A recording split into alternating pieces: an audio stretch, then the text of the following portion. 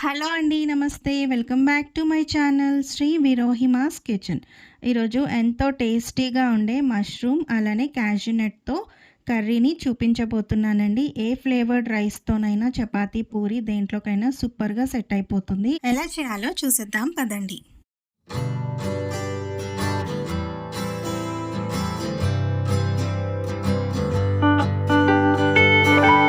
Mushroom curry కోసం ముందుగా మష్రూమ్స్‌ని నీట్‌గా వాష్ చేసుకున్నాక ఇలా పైనున్న లేయర్‌ని నేనిక్కడ చూపించిన విధంగా ఇలా మెల్లగా ఆ ఎడ్జ్ నుంచి నైఫ్‌తో ఇలా అంటూ ఉంటే ఆ పొర అనేది ఈజీగా వచ్చేస్తుందండి. ఇలా పొర అంతా ఈజీగా తీసేసుకున్నాక ఇలా మనం రౌండ్ అండ్ డోమ్ షేప్‌లో ఉన్న దీన్నంతా క్లియర్ చేసేసుకున్నాక ఈ పై పార్ట్ కూడా ఒకసారి ఇలా క్లియర్ చేసేసేయండి. అండ్ పైన ఏమన్నా మనకి డస్టీగా ఉంటే దాన్ని కట్ చేసేసి మళ్ళీ దీన్ని వాష్ చేసుకున్నాక మీకు నచ్చిన షేప్స్లో కట్ చేసుకోండి. 4 పీసెస్గా కట్ చేసుకొని పెట్టుకుంటున్నాను నేను. ఇలా నేను చూపించిన విధంగా 4 పీసెస్గా అయినా కట్ చేసుకోండి. ఇప్పుడు మనం స్టవ్ పైన ప్యాన్ పెట్టుకొని ఆయిల్ యాడ్ చేసుకొని ఆయిల్ హీట్ అయ్యాక నేను క్యాష్యూ నట్స్ని ఫ్రై చేసుకుంటున్నానండి.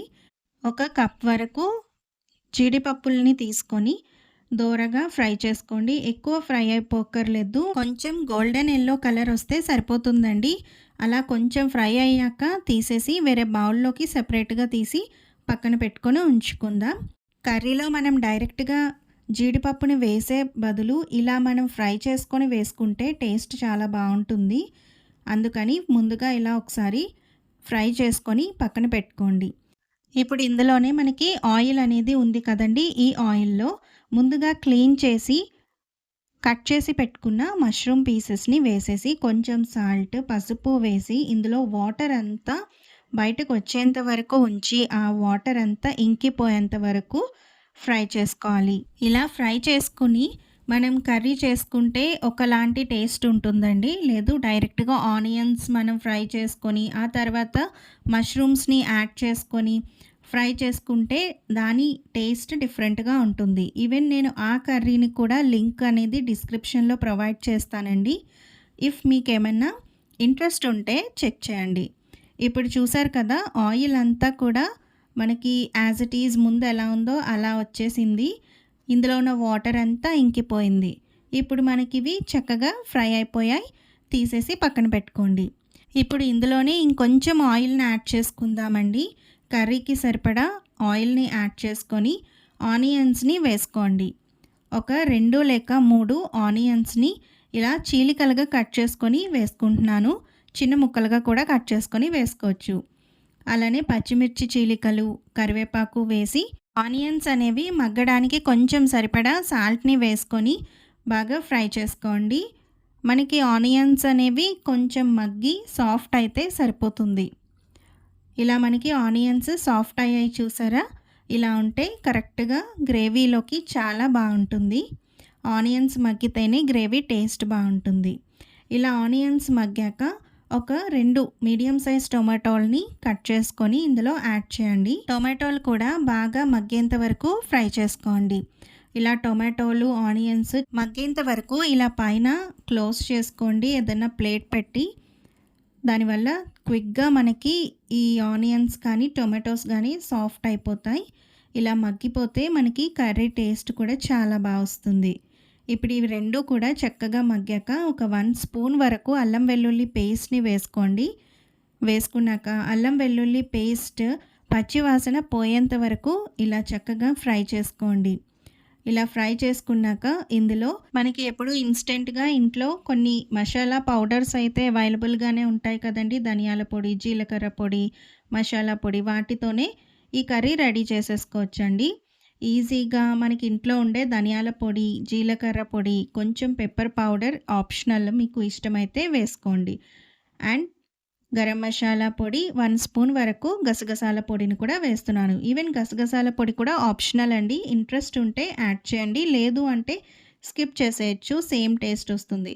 ఆ మసాలాలన్నీ ఫ్రై అయ్యాక సరిపడా కారాన్ని కూడా వేసుకొని ముందుగా ఫ్రై చేసి పెట్టుకున్న జీడిపప్పు, మష్రూమ్స్‌ని కూడా వేసేసి టోటల్‌గా మిక్స్ చేసేసుకోండి. ఇలా మొత్తం మసాలా మనం యాడ్ చేసిన అల్లం వెల్లుల్లి పేస్ట్ ఇవన్నీ పట్టేటట్టు మూత పెట్టేసి ఒక 5 మినిట్స్ వరకు మగ్గించుకోండి.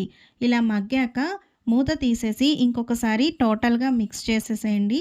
మిక్స్ చేసుకొని మీకు గ్రేవీ ఎంత కన్సిస్టెన్సీ కావాలో దాని ప్రకారం వాటర్‌ని యాడ్ చేసుకోవాలి. అలా వాటర్ అనేది మనకి ఎంత గ్రేవీ కావాలో దానికంటే కొంచెం ఎక్కువ వేసుకుంటే మరిగాక అది తగ్గి మనకి కావాల్సిన కన్సిస్టెన్సీ వస్తుందనమాట. ఇలా వాటర్ అనేది యాడ్ చేసుకున్నాక టోటల్‌గా కలిపేసుకొని ఇందులో మీకు సాల్ట్, కారం ఇవన్నీ కూడా మీరు టేస్ట్ చూసుకొని అడ్జస్ట్ చేసుకోవచ్చు. అండ్ ఇది మనకి మరగాలండి. ఈ గ్రేవీ అనేది ఒక 5 మినిట్స్ వరకు హైలో పెట్టేసి ఆ తర్వాత సిమ్‌లో పెట్టి మరిగించుకోండి. ఇది నార్మల్‌గా బేసిక్‌గా చేసుకునే కర్రీ అండి. మన ఇంట్లో ఉండే మసాలా పౌడర్స్‌తోనే ఈజీగా చేసుకుంటున్నాం. ఏ విధమైన ఇన్‌స్టంట్‌గా మనం ఏ మసాలాలు రుబ్బాల్సిన పని లేదు. అంతే టేస్టీగా, హెల్తీగా అండ్ క్విక్‌గా అయిపోతుంది. మీరు చూసారు కదా! ఇది మనకి టోటల్‌గా వాటర్ అనేది యాడ్ చేసాం. ఈ వాటర్ అనేది కొంచెం తగ్గి మనకి థిక్‌నెస్ వచ్చాక స్టవ్ ఆఫ్ చేసేస్తే సరిపోతుందండి. చాలా ఈజీగా చేసుకోవచ్చు. ఏ విధమైన పేస్ట్స్ కూడా నేను చేసి వేయలేదు. ఇంట్లో మనకి ఆల్మోస్ట్ చాలామంది ఇంట్లో క్విక్‌గా అయిపోవటానికి కొన్ని పౌడర్స్ అలా పెట్టుకుంటాం కదా! అవి వేసుకుంటే ఈజీగా ఈ కర్రీని చేసేయచ్చు. చూసారు కదండీ! ఆల్మోస్ట్ అంతా రెడీ అయిపోయింది. ఇంకొక 5 మినిట్స్ మనం దీనిపైన మూత పెట్టేసి మగ్గించుకుంటే ఇలా మనకి ఆయిల్ అనేది సెపరేట్ అయ్యి కర్రీ రెడీ అయిపోతుంది. ఏ ఫ్లేవర్డ్ రైస్‌లోకైనా చాలా బావుంటుందండి. కోకోనట్ రైస్ అయినా, ఘీ రైస్, జీరా రైస్ అలానే రోటీస్, చపాతీ, పుల్కా, పూరి వీటిలో కూడా చాలా బావుంటుంది. కొత్తగా వంట నేర్చుకునే వాళ్ళకి కానీ, ఏమైనా వర్కింగ్ వుమెన్ మార్నింగే ఏదైనా క్విక్‌గా కర్రీ చేయాలన్నా ఇది బెస్ట్ ఆప్షన్ అండి. ప్రోటీన్ రిచ్ కూడా, చాలా హెల్తీ కూడా. ఇలా మనం మష్రూమ్స్‌ని, క్యాష్యూ నట్స్‌ని డైలీ డైట్‌లో ఇంక్లూడ్ చేసుకోవటం చాలా ఇంపార్టెంట్. ఫైనల్‌గా నేను కొంచెం కొత్తిమీరని కూడా యాడ్ చేసేసి టోటల్‌గా మిక్స్ చేసేసుకొని సర్వ్ చేసేసుకుంటున్నాను. ఈ వీడియో మీకు నచ్చినట్లయితే లైక్ చేసి, షేర్ చేసి శ్రీ విరోహిమాస్ కిచెన్ ఛానల్‌ని సబ్స్క్రైబ్ చేసుకోండి. అలానే పక్కనే ఉన్న బెల్ ఐకాన్‌ని ఒకసారి ట్యాప్ చేస్తే నేను ఏ వీడియో చేసినా మీకు నోటిఫికేషన్ అనేది వస్తుందండి. ఓకే అండి. Thanks for watching. Bye. Take care.